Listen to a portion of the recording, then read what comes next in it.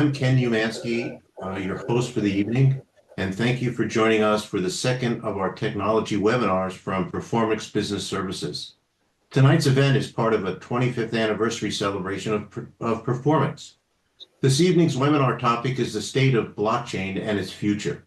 For our session this evening, we brought together a panel of distinguished blockchain, cryptocurrency, and Bitcoin experts to discuss this topic, and I know it's going to be insightful and a stimulating session. Let me introduce the panelists for this evening's discussion. First is John West. John spent 30 years building software for lawyers and accountants. He started blockchain work in 2016 when he led blockchain R&D for Thomson Reuters. Since 2019, John was an independent consultant to large corporations and software vendors to help them apply blockchain and Web 5. He also advises startups and has 2 startups of his own.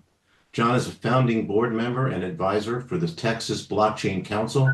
He founded the Dallas Blockchain Meetup, which is the most prominent blockchain meetup in Dallas. He founded McKinney Bitcoin Meetup. He served as a founder and tri-chair for the Texas Titans Blockchain Forum, and John chaired the taxation committee for the Accounting Blockchain Association. He has also served with Business Navigators as well as on the Blockchain Committee for Dallas Startup Week. Welcome, John. Next is Jason Ghetian. Jason is a seasoned cybersecurity expert and former FBI special agent with a distinguished career in cybercrime investigation, asset recovery, and counterterrorism. With over 20 years at the FBI, Jason led numerous high-profile cybercrime investigations, including the global pig butchering cryptocurrency scam, high-profile swatting cases, and major hacking operations. He was instrumental in establishing the Orange County Cyber Task Force and played a critical role in apprehending cyber criminals involved in business email compromise, SIM card fraud, and large-scale DDoS attacks. He is a recognized thought leader and has been a guest expert on Dr. Phil's show, The News on Merritt Street, as well as a keynote speaker at cybersecurity and financial crime conferences, including those hosted by the FBI, DOJ, and the United States Secret Service. His insights into cyber investigation methodologies have shaped law enforcement strategies nationwide. Jason, I'm really glad you could join us this evening as well. Finally, we have Graham Christopherson. Graham is an innovative accounting professional who has embraced the transformative power of blockchain technology. After earning his bachelor's degree in accounting from St. Cloud State University, Graham began his career with a keen interest in taxation. In 2020, his discovery of crypto.com sparked a realization about how blockchain could revolutionize the accounting industry, setting him on a new path. Since then, Graham has gained an extensive experience in public accounting, offering his expertise on blockchain and digital assets to a variety of clients. In the winter of 2024, he was provided the opportunity to begin his own independent practice. Along the way, he has earned an array of certifications, including Certified Digital Asset Advisor, Certified Cryptocurrency Auditor, Certified Blockchain Solutions Architect, and most recently, CPA. Welcome, Graham, and welcome the other 2 panelists. I thank you for your time this evening. I think, as I said, it's going to be a very interesting discussion. This webinar is a 1-hour session with a 45-minute discussion with the panelists, and then time for a 15-minute Q&A session. So if you have questions for our panelists, please write them in the Q&A tab on the screen, and we will try and get the answers during the Q&A portion of the evening. Also, there will be one poll question we would like to have you answer, and it will be appearing on the screen just prior to the Q&A session. Well, now that we have all the housekeeping out of the way, let's get started. The first question for our panel is a question that anyone on the panel can answer, so just jump in. Here we go. First question is, for those still evaluating blockchain, what are the biggest misconceptions about the technology that might be holding companies back from adoption? Anybody want to answer that? I could maybe chime in with some resistance I would run into early on in my career in crypto and blockchain, which is that Bitcoin is criminal money. I think the world has really come around to that idea that maybe that's not the case, but that is kind of one of the first barriers I noticed I needed to get over in. I needed to help people get over in an enterprise relationship, or even just from an investment standpoint. Yeah, I would like to add in blockchain isn't only about cryptocurrency. It's it can be used for a lot of different use cases. It's inherently secure.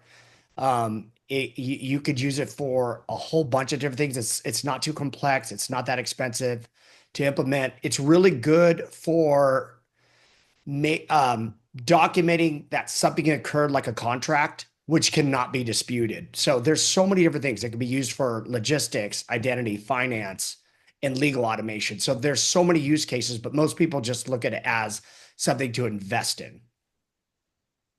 So you think blockchain has a bad rep because of cryptocurrency? Most definitely. Yeah. Um, the and I think the answer, in terms of misconceptions, are different for each of the three sort of categories: Bitcoin, crypto, blockchain. Um, and and actually, uh, to define a really simple definition for each of them, I think helps even just for all other sort of discussion and questions. And it's really, really simple. And I think people don't even kind of see or grasp or understand this, or even haven't heard it very much. But Bitcoin is money. And it doesn't even matter if you think Bitcoin will be successful as money. That's what it is. It's money. Cryptocurrencies are stocks, they're securities, they're startups. All the other cryptos are startups. None of them are trying to be money, even though they have currency in the name. And blockchain is an append-only database. And so it's kind of odd that blockchain, we throw all of these really different things into the category because they started using the blockchain technology, this append-only database. But with misconceptions, yeah, Bitcoin, I agree. It was first used by criminals. Criminals often use technology first, good technology first. And so Bitcoin has that misconception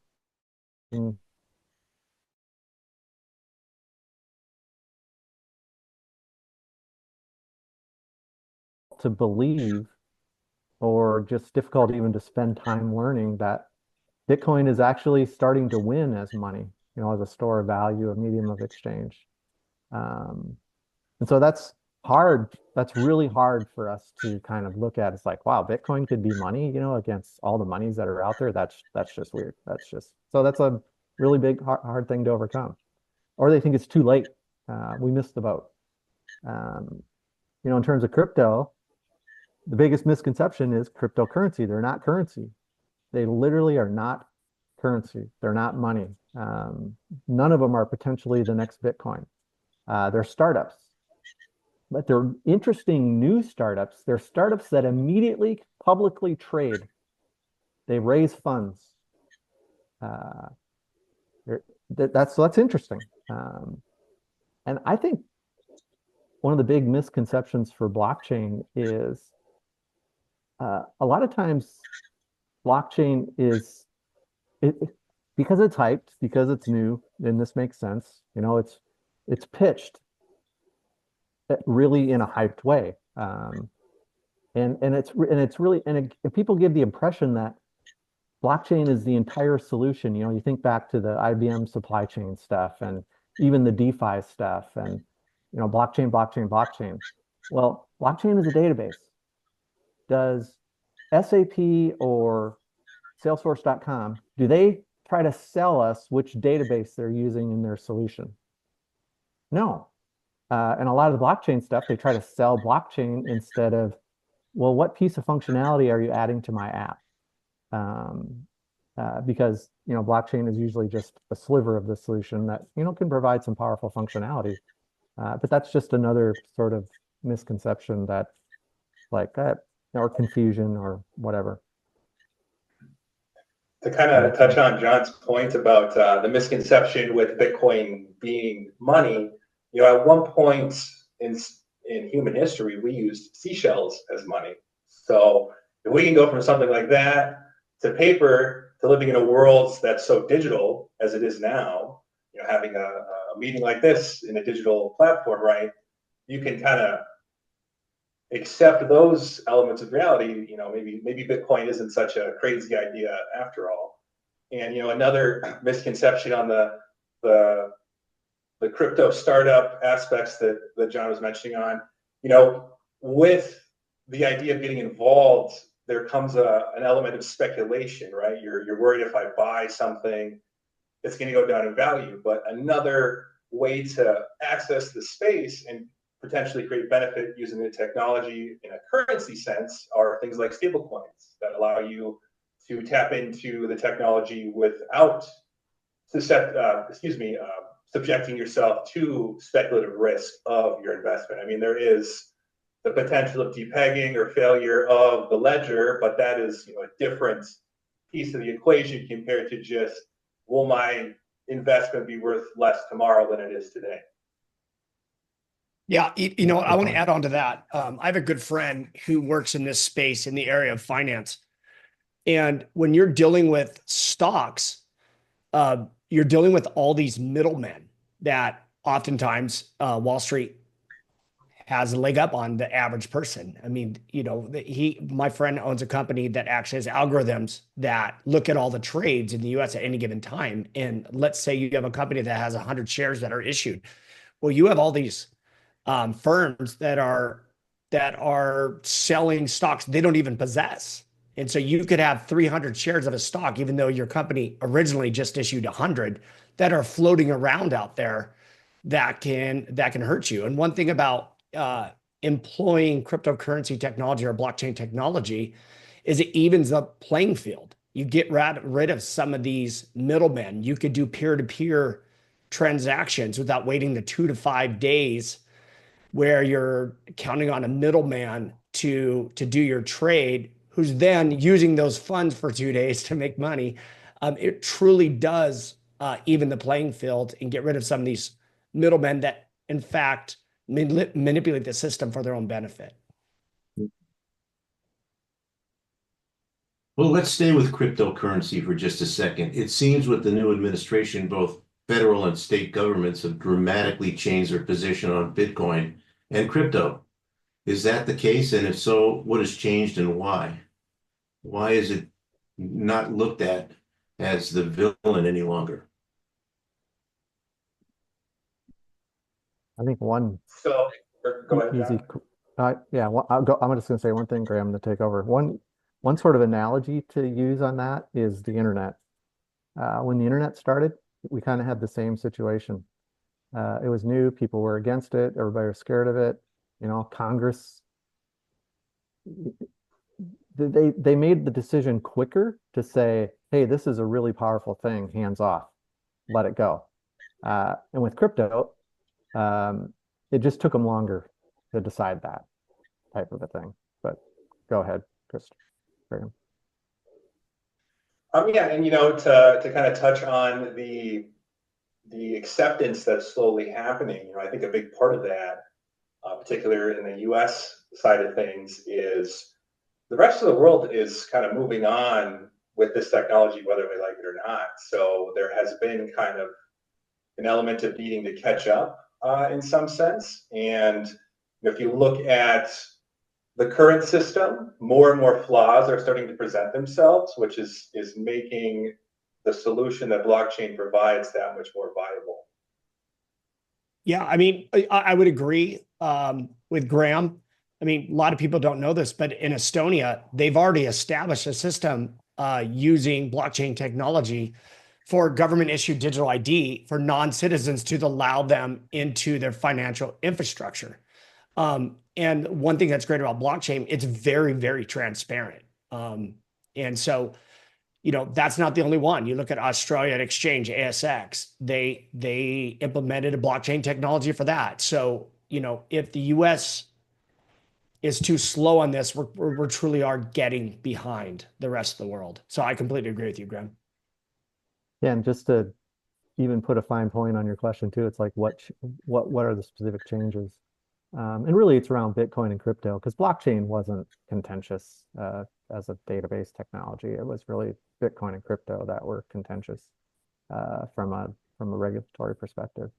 And really what's happened is um, from a government perspective, both at the federal level and the state level, it's the clear recognition that Bitcoin is money, because people are looking at it to use it as money on their reserves, you know, in their state reserves and their federal reserves or whatever. Whether or not that happens, whether or not people, you know, they can disagree with that, but it's solidifying Bitcoin as money for reserves, because that's what they're identifying it as. And you can disagree with that. That's totally fine. But the other thing is what's also solidifying is if you go and look at the legislation for crypto, you know, it's essentially legislating it as, you know, securities, and just with less regulation. And so, you know, looking back in hindsight, this should have happened. It should have happened way, way sooner. And what happened was the SEC was going after people and trying to, they ended up doing, trying to regulate by enforcement instead of people were begging them, tell us what the rules are. Yeah. Now, crypto is also very scamish, and they were very happy to go be raising money from people and pulling rugs and, you know, not following the rules and all that kind of stuff. But the SEC did a horrible, horrible job, and Congress, you know, didn't do anything either about stepping in and saying, okay, SEC, here's the rules, you know. And it's kind of funny because if government moves too fast, you know, it's not good, because they don't necessarily make great decisions. We kind of want them to move slow, but in this case, they really wreaked havoc with it as well. But anyway, you look at the legislation, and it's just legislation that's coming out that's saying their digital assets, they can raise up to $70 million a year was the last number that I saw. As long as they stay under that threshold, you know, they're a security that has fewer regs to follow. And then when they go over that, then they become a normal security type of a thing. So that's really what's happening from a legislative perspective. And that's why, you know, I'm even more confident in saying crypto are securities, because that's what the legislation says. Yeah, but isn't that basically in the face of why crypto was developed, to be non-regulated? Well, How is no, that's why Bitcoin was developed. You know, Bitcoin Right. was developed to take control of money out of the hands of government. Right. Now, I will say, though, that you know, Ethereum was developed really, truly, and honestly, it's like the decentralized compute of the world, which is a real technical term, but they were trying to decentralize compute, take compute away from Amazon and, you know, cloud services. But the biggest thing we got from crypto, to your point, Ken, is a disruption of the SEC. The biggest value we get from crypto, before, people, if they wanted to work on a project, they had to form a corporation, you know, go through all this regulation in terms of raising money and that type of thing. And no one could ever raise money, you know, until they're at least 3 years, 5 years old, because they just didn't have the funds to do it. It didn't make any sense to do it, and that type of thing. So it's really hard for people to come together and work on a project and raise some capital and get going. The best thing we had was what's the crowdsourcing, you know, and they have limits of like 10, $12 million. Well, the new legislation is crowdsourcing on steroids. You know, now you can raise up to $70 million per year, and you have a few other rules to follow, and then your regulations are less. And so crypto has disrupted those security regulations and those laws so that a group of people can come together, raise funds quickly. They can be incentivized by a token, essentially a stock, because it's going to go up if they're successful. And, you know, they'll fail fast, and they're risky. You know, Absolutely. They're super, super risky. I mean, if you invest in startups today, then feel free to invest in crypto. But just like most startups, most crypto will fail. Let's move on a second. We've talked about crypto, but let's talk about blockchain again. What industries do you see as the most ripe for blockchain disruption, and why?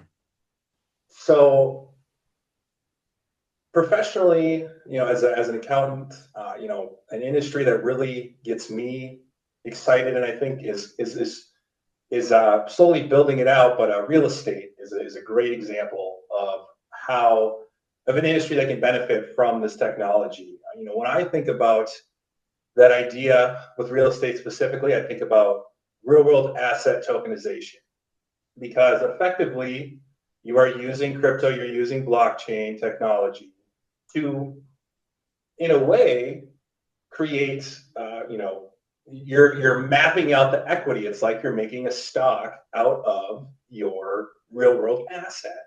And just like equity in a business, how you can sell that, lend against it, what have you, you in the current system can sort of do those things with real estate. I mean, that does happen, of course, but this technology would unlock so much liquidity around that, right? If you tokenize your real world asset, the ability to sliver that out becomes significantly easier. The comments, around how quickly this stuff can move, with the startup function, how quickly you can crowdsource funds. Well, the opposite can be true, where if you have an asset that is tokenized and you have the, the tangible real world piece that equates that value and creates the equity in that asset, now you have an efficient manner to trade it in a sense. And so, in the same way that we we account for businesses using stocks, and in the same way we account for our property, on a balance sheet, we can, in a sense, digitally upgrade that and allow a lot of efficiencies. And I think the biggest thing would be liquidity for companies that have so much of their capital locked up in these large assets such as buildings. Mhm. It's interesting. I agree. In terms of disruption, obviously Bitcoin and money, then the SEC, like I explained. But actually, Graham mentioned this too before, stable coins, actually a big boost for the dollar, and a disruption to payments. But then you get to tokenized assets. And actually Jason was mentioning this before. It's like today he was talking about this. We can't track, outstanding shares of the stock today. We don't really know, especially the big companies, because it's in so many databases, and we just lose track of it. And you have these really big assets like real estate, like Graham's saying, and people are stuck, and they're, $10 million, $100 million assets. So divide them into chunks, and let people buy them. And people want liquidity, but I will also say, and that's all good. It's probably going to happen, and it's really powerful. But I will also say the flip side, sort of the danger. There's always a dark side. These people want liquidity. They want to exit, and they're going to exit on the public. They want to sell this stuff. They want to get out. So you're always going to have the situation where you're still going to have these, early connections, get in early, but then they're going to get an earlier exit, and it's going to be easier to exit. And so that's the dark side, or the danger of it. They're lacking liquidity. Okay, let's tokenize it. Let's break it up. And the reason that hasn't happened faster is because today, they would have had to go through all the securities laws to break it up into shares. And that's a lot of work and a lot of costs, and it wasn't worth it. And now they're going to get a quicker, simpler path to tokenizing really big stuff so that they can exit quicker. Yeah, I think the other area where you're going to see blockchain technology is in the area of logistics, supply chains. One thing that's really great about it is through blockchain technology, you can track your large supply chain and follow parts, especially, really secure type parts that need that level of tracking. You could do that on the blockchain versus other processes that currently exist. It's faster, cheaper, and whatever. Honeywell does that with a lot of their parts, their aerospace parts. Walmart has a supply chain for lettuce. And one of the things about lettuce, I know that seems silly, but that's where a lot of E. coli breakouts happen. But now through the use of blockchain, they can track every single bit of batches of lettuce from everywhere they get it from, where they can instantaneously figure out where the source of the E. coli is and shut down just that supplier and anything in that supply chain, versus what they've had to do in the past, which is get rid of tons of it because they don't know where it came from. So there's a lot of use of blockchain technology and things that we don't normally think about. I mean, healthcare records, there's another area that blockchain How about technology government? is currently being used. Sorry. How about government and law enforcement? Yeah, I can say when it comes to law enforcement, vastly in the last 5 years is local law enforcement typically is behind the power curve in this. That includes their county prosecutors. And so like in some counties, they've never even done one seizure warrant for cryptocurrency. I mean, you can't even think of a prosecutor who hasn't done a seizure warrant on a bank account due to fraud. That's like bread and butter for law enforcement. But you have whole counties, we're talking 5 million citizens in that county, and they've never once ever filed a seizure warrant on a cryptocurrency account or like an exchange account. So what I'm seeing is, because, there's a lot of local law enforcement agencies and detectives. There's not that many federal. And so what ends up happening is you get the locals kicking it off to the feds. The feds are overwhelmed. And so they're working on less than 5% of the cases. So you have to keep this in mind in the area of cryptocurrency. If something goes bad, if you make contact with a fraudster, you pretty much have a 95% chance of getting zero help at all from law enforcement. And that's what's happening. Like in the area of pig butchering scam, 95% of people that lose their life savings get zero help whatsoever from law enforcement. And that is a problem. And I know folks could sit there and be like, wow, that's so not right. The FBI should do better. Problem is the FBI doesn't determine their own staffing levels. That's determined by Congress. And when you have 69,000 crypto-related frauds in the United States per year, just think how many investigators do you need to investigate that? And these are very complex cyber investigations that you have to put in front of a prosecutor who knows technology and how's that work to dumb it down in front of a jury of 12 US citizens to win beyond a reasonable doubt. So versus typical crimes, homicides, assaults, those. Imagine trying to do 69,000 investigations, prosecutions that are super complicated in front of jury of your peers. So I hope based on that, you can understand you have these federal agencies that are doing the absolute best they can. They're trying to ramp up as fast as they can. They're trying to get prosecutors up to speed. And to John West's point, we still have to convince judges that cryptocurrency actually is a security. It actually has value. It's a real thing. You have tons of judges out there that don't even realize that yet. So I would say that's the biggest problem in the world of law enforcement. Yeah, I'd never thought about that, Jason. I think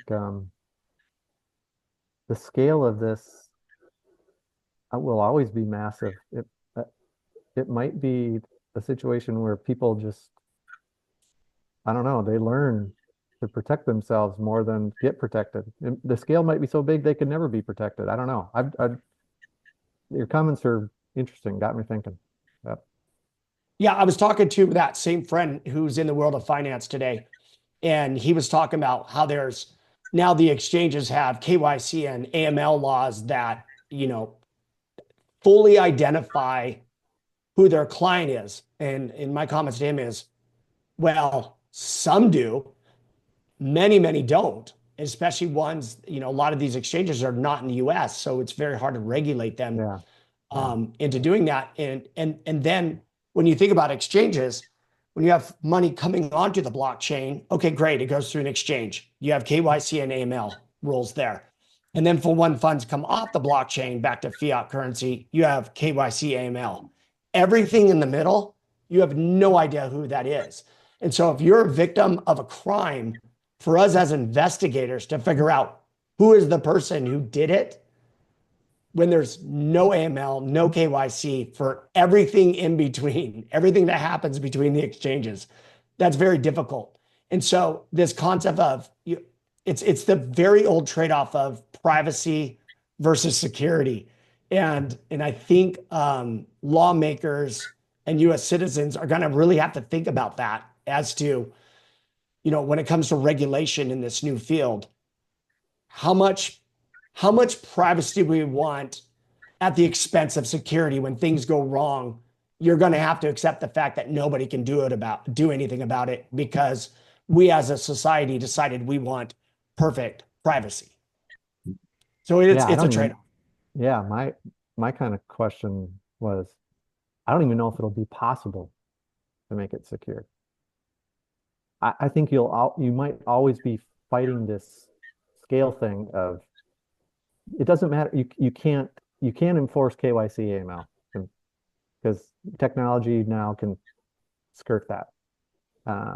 And so it's going to be more of a, people have to,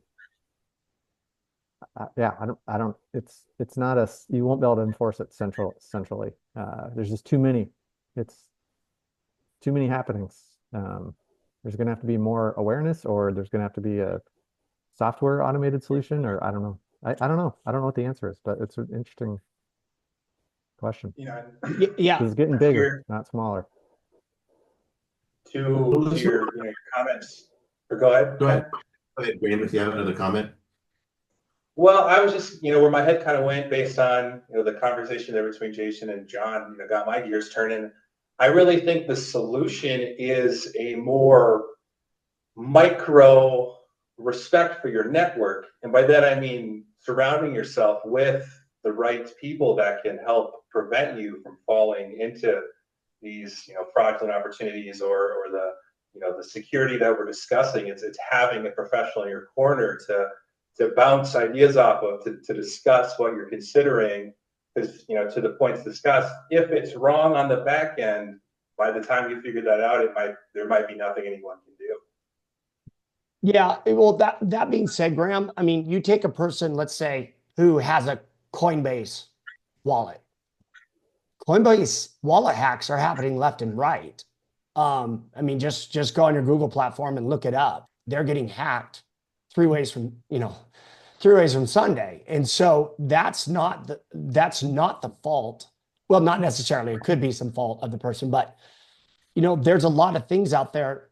So yes, I would agree, it'd be nice to surround yourself with technologically minded people. But one of the biggest targets for these high-tech criminals are the elderly. They're not surrounded by people with any type of technical skills, which is exactly why the fraudsters primarily go after them. And I see that left and right. But I just want to make that point, but I want to go back to John West. Apparently there are some new blockchains out there that are using a PKI like attribution and authentication. And anybody who has a degree in cybersecurity knows there is no perfect system. Any system can be hacked. What I would suggest is, let's make it better. Let's not make the perfect the enemy of the good. What you want to do is, cyber actors tend to be quite lazy. They go for low-hanging fruit. If we can use PKI-like attribution authentication, so we're talking about crypto key authentication and attribution. If we can start developing that into our new blockchains, I think that would go a long way to fixing a lot of the things that we're dealing with. It might not be perfect, but it's better than we got. So, I would love if there was every single cryptocurrency address on any blockchain, there's some type of attribution or authentication that can identify through search warrant, subpoena, you name it. So it's not open source, where that person can be identified, that they did that transaction. They stole $1 million from you. Because I mean, I had a victim last year, lost $1 million in Bitcoin. Nobody would take the case. FBI wouldn't take it. Local law enforcement wouldn't take it. And then even if they could, there's nothing they could do about it because, who knows who this address belongs to. Yeah. Let me change the subject for a second, okay? AI has the headlines today. Now, if you're an executive, how should you think about blockchain in comparison to AI and other emerging technologies for that matter? Are they complementary or are they competing? Who wants to take that one? Yeah, I can maybe. Graham, it looks like you're ready.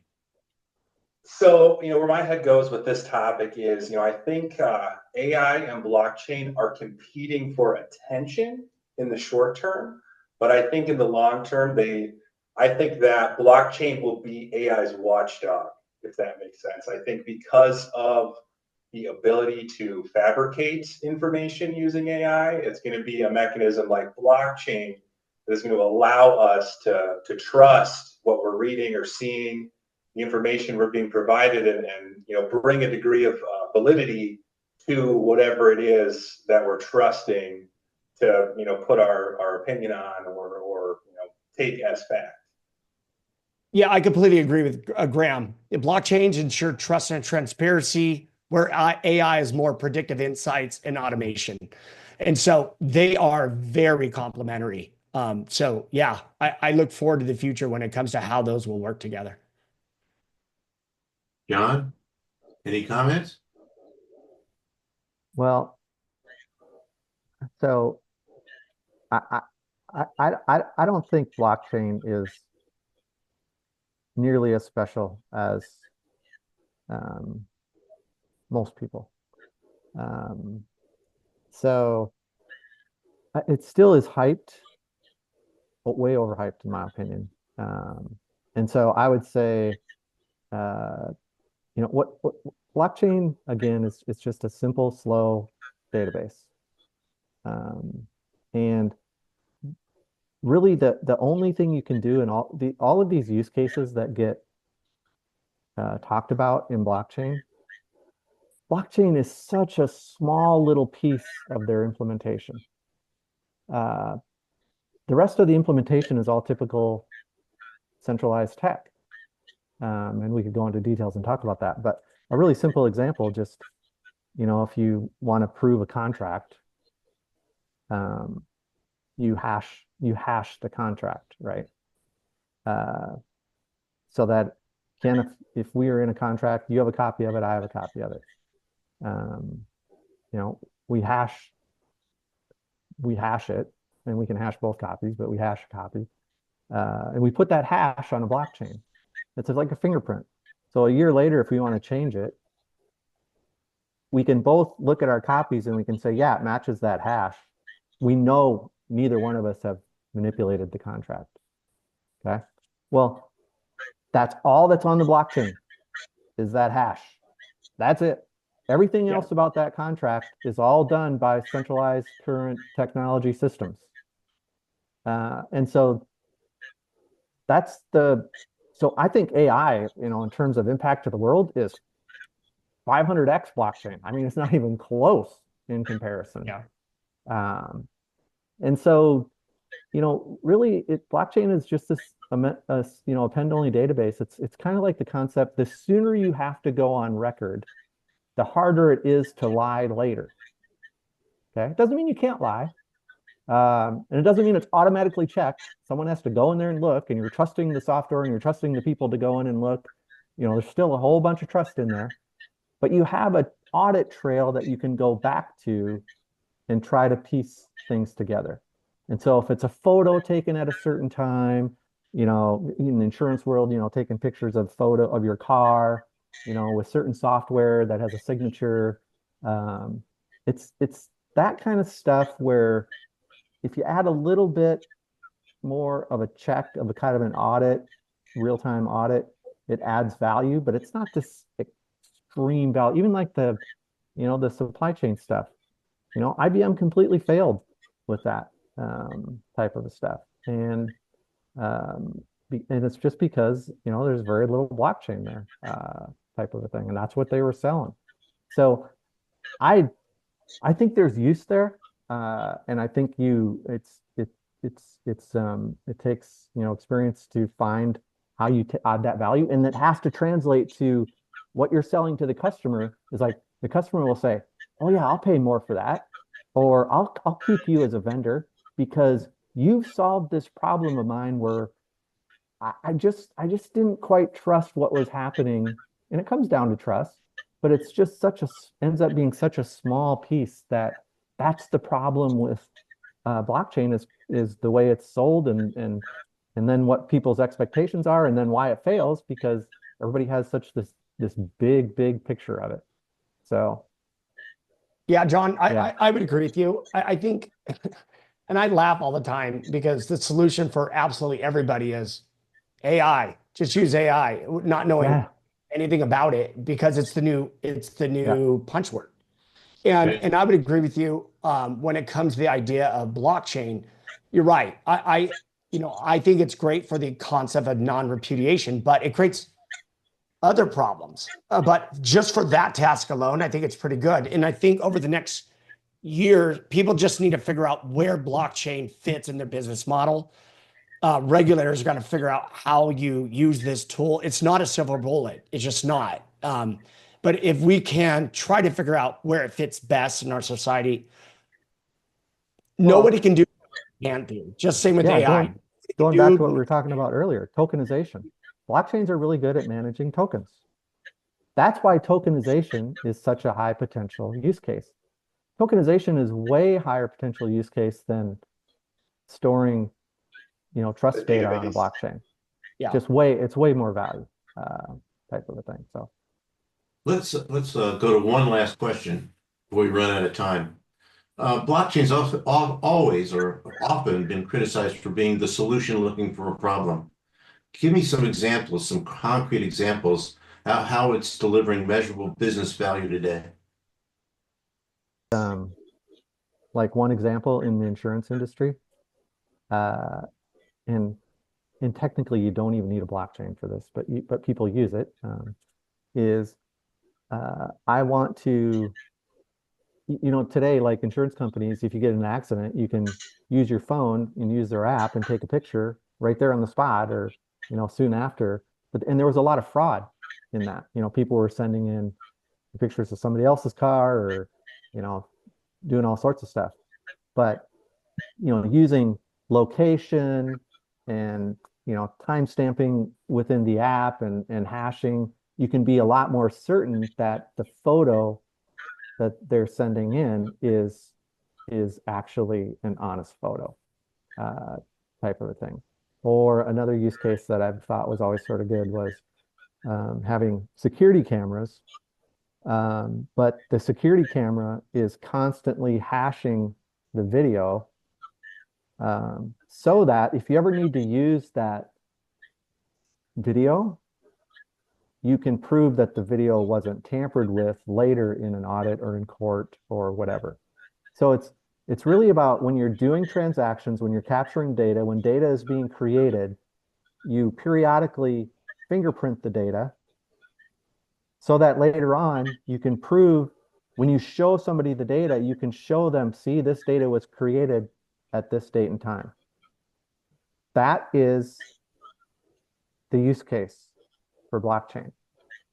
And then that applies to different industries that need that. It could be compliance, criminal proceedings, contracts. But again, the customer needs to pay or will, that's a feature that they want and that they find valuable. And I think that's also overblown. Does that make sense, Ken? Yeah, it does. Okay. Any other comments? Yeah, I mean, just like John said, going exactly what he's saying is, I already talked about Walmart, how they source lettuce in case there's an E. coli breakout. That's one. De Beers tracks ethical diamond sourcing. So anything where like you said, you establish a source of a product, you have a timestamp, it gets hashed, and it cannot be manipulated or changed. Period. and you know, we can brainstorm all day long, but there's tons of uses for that capability. But like John said, that's kind of what it does. And then when you put it on the blockchain, just the hash goes on the blockchain. That's it. But I can Everything that still creates even that fool block. it because What's that? I can still fool it. You know, I can still say, well, I'm going to put 5 transactions there that say different things, and then I'm going to choose which one I want to show later. So it's still not 100% foolproof, but it's better. It's like it really comes back to that concept of the sooner you go on record, the harder it is to lie later. So I don't care if you even go on record with 5 things, you have to guess 5 things that are going to work later, type thing. And that's the concept. And you want to store it in a database that no one can change. Well, guys, I hate to break this up, but we do have to go to the questions. We've run out of time for the discussion period. Um, um, Here's the first question. What role will blockchain play in shaping the future of digital transformation? Through the opportunity using smart contracts and potentially AI to automate a lot of processes. I think that where blockchain's opportunity really lies is in minimizing costs by creating efficiencies. So if we have a database that we can rely on, and it's a tech stack that we can layer other softwares on top of, but at the root of it, we have a database or information that we can trust, we can really get creative with and you know, and John and Jason can maybe comments or fact check me, but we can get really creative with what we're doing by using software on top of this technology. What we talked about in terms of digital transformation, it's transforming, you know, money, payments, and then the tokenization stuff. It's transforming that. We didn't talk about decentralized IDs, decentralized identity, as a potential to transform that.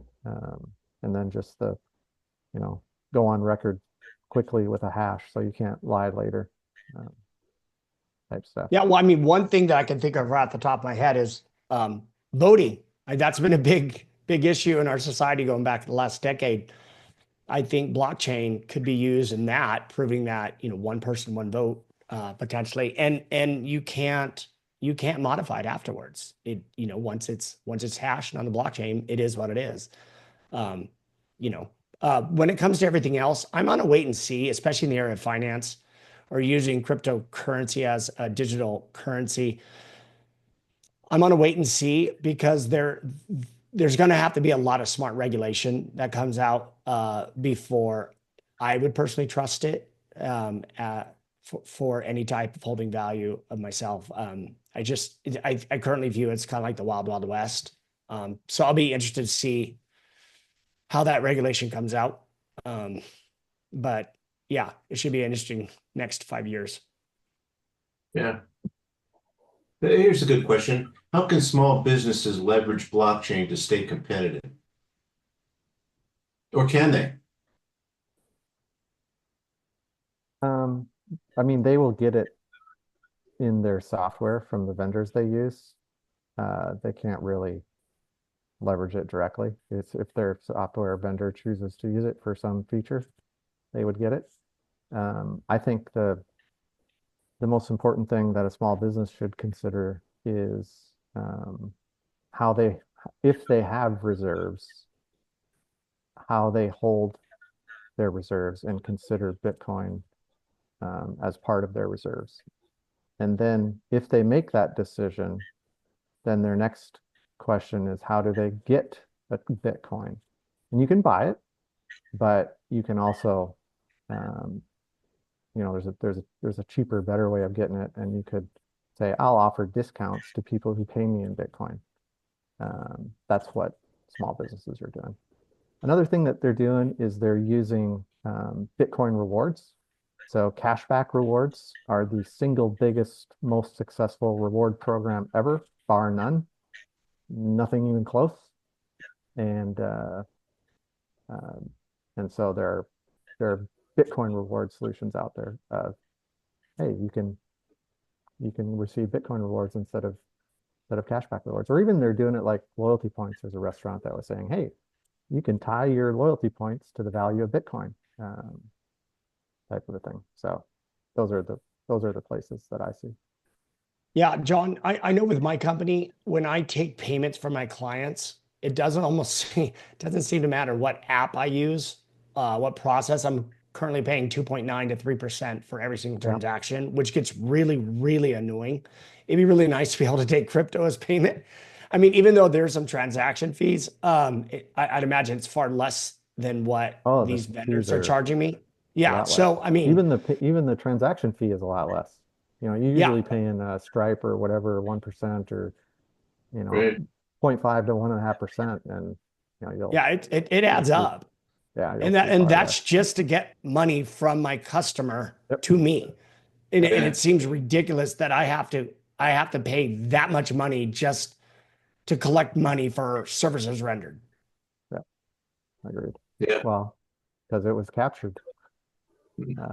It's funny that small businesses are now going back to, I remember when credit cards first came out, and then eventually the credit card companies forced the small businesses to say, you cannot offer a discount for cash, or we will not allow you to use our credit card. And that is slowly changing. There's lots of small businesses that are now saying 3% discount for cash payment.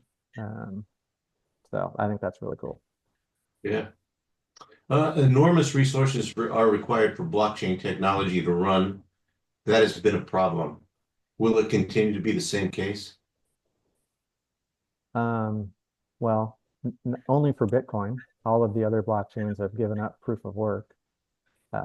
Except Ethereum is still, has some problems with their smart contracts, but they're moving that off layer one. But no, Bitcoin, this is actually an advantage for the blockchain that's used for money. It'll never go away. And because that's what provides the security. That's what provides the decentralization. If you want your Bitcoin secure, it has to use energy. If you take away the energy, which is what's happened with all of the others, because they don't want the expense and the slowness because they're not doing money. They can't afford it. Only money can afford it, and wants it for the security and the decentralization. And that's why Bitcoin has it and will continue to have it. Again, people can disagree with that all they want, or they can not like it, but that's just the why it is the way it is. Okay. One last question. Do you know anything about distributing file systems like IPFS and Airweave and how they might fit in with blockchain?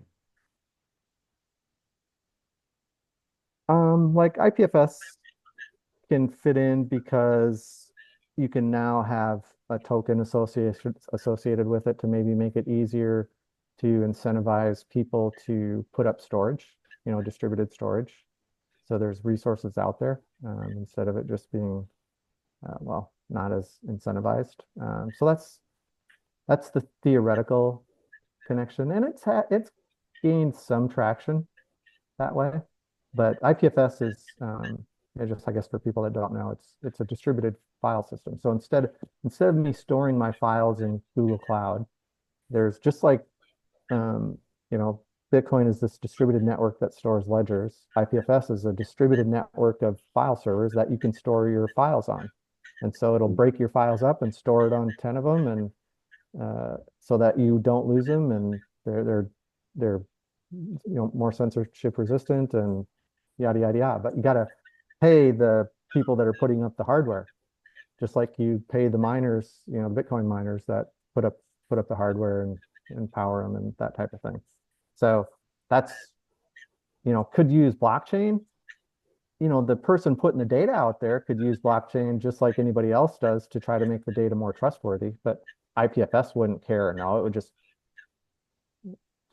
stores your data. Yeah, and blockchain can't, like John said, blockchain can't store your files. It can make a record of a hash of your files. Yeah. But yeah, it can't store your files. So it's kind of apples and oranges. Well, unfortunately, we are out of time for this evening. I want to thank the panel, obviously, for being an informative and an engaging discussion. I also want to thank everybody in the audience who took the time to join us tonight. And I hope you'll join us on our next webinar. Look for an invitation coming to your email in the near future. If you'd like to contact any of our panelists, however, please go to performixbiz.com and you'll find their contact information there. Also, please join me on my podcast, Technology, that's TECHKNOWLOGY, where we explore how cutting-edge technology is being implemented and the results. You can find Technology on Amazon, Apple, YouTube, and Spotify. So until we meet again, keep innovating. Thanks, everybody, for your time.